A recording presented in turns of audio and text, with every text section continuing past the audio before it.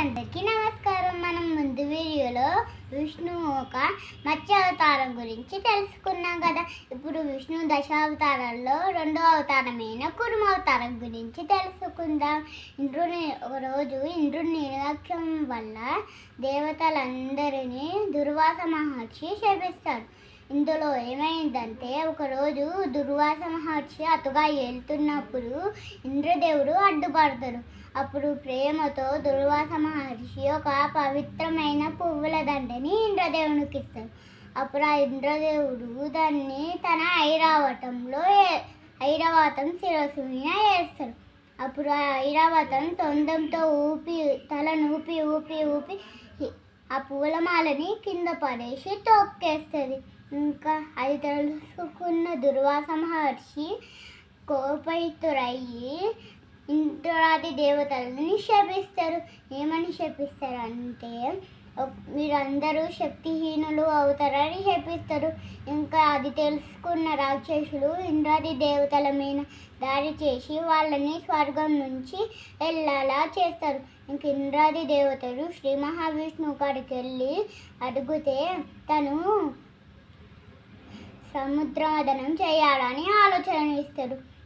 సముద్రమదనం చేయడానికి పాల సముద్రంలో పర్వతాన్ని పెట్టి వాసుకిని తాడులా చేసి సముద్రమదనం చేయాలి. అలా సముద్రమదనం చేయడానికి దేవుల శక్తి సరిపోదు. అలా మళ్ళీ ఏం చేయాలో తెలియక మళ్ళీ విష్ణు కాడికి వెళ్ళి అడిగినప్పుడు శ్రీ మహావిష్ణు రాక్షసులతో స్నేహం చేయమంటారు. రాక్షసులతో స్నేహం చేయడం అధర్మం కదా ప్రభు అని అడిగితే, ఈ భూమిలో నీతి అంతరించిపోయింది, తప్పదు అని అంటారు. ఇంకా ఇంద్రతి దేవతలు వెళ్ళి రాక్షసులకి స్నేహం చేసి సముద్రమదనం చేస్తారు. అప్పుడు సముద్రమదనం నుంచి హలాహలం అనే భయంకరమైన విషం పుట్టుకొని వస్తుంది.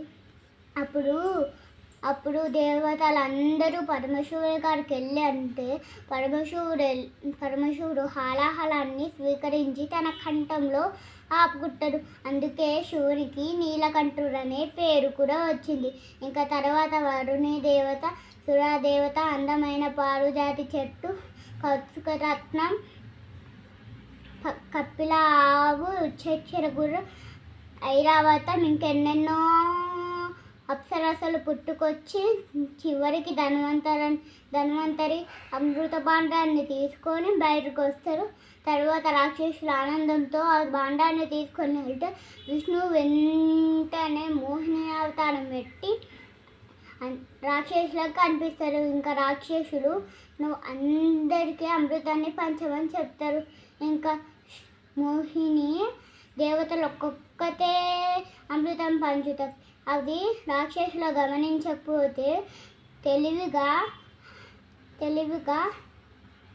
ఒక రాక్షసుడు గమనిస్తారు. ఆ రాక్షసుడు సూర్యుని రూపంలో దేవతలలో కలిసిపోయి కాస్త అమృతాన్ని తాగుతాడు. ఇంకా అక్కడే ఉన్న సూర్యచంద్రులు ఆ విషయాన్ని గమనించి విష్ణుకి చెప్తారు. ఇంకా విష్ణువు సుదర్శన చక్రంతో రాహు తలని నరికేస్తారు. ఇంకా నన్ను క్షమించండి ప్రభు అని రాహు అడిగితే తనకి ఒక వరం ఇస్తారు. తను ఒక్కొక్కసారి సూర్యుడిని చంద్రుడిని మింగే ఆహుతి ఇస్తారు. అదే మనకు తెలిసిన సూర్యగ్రహణం, చంద్రగ్రహణం. ఇంకా దేవతలకు అమృతం పంచి ఇంకా దేవతల శక్తివంతం లెక్క మారి పంచి రాక్షసులతో అప్పుడే దేవతలు రాక్షసులతో యుద్ధం చేసి మళ్ళీ స్వర్గాధిపతి లెక్క అయిపోతారు.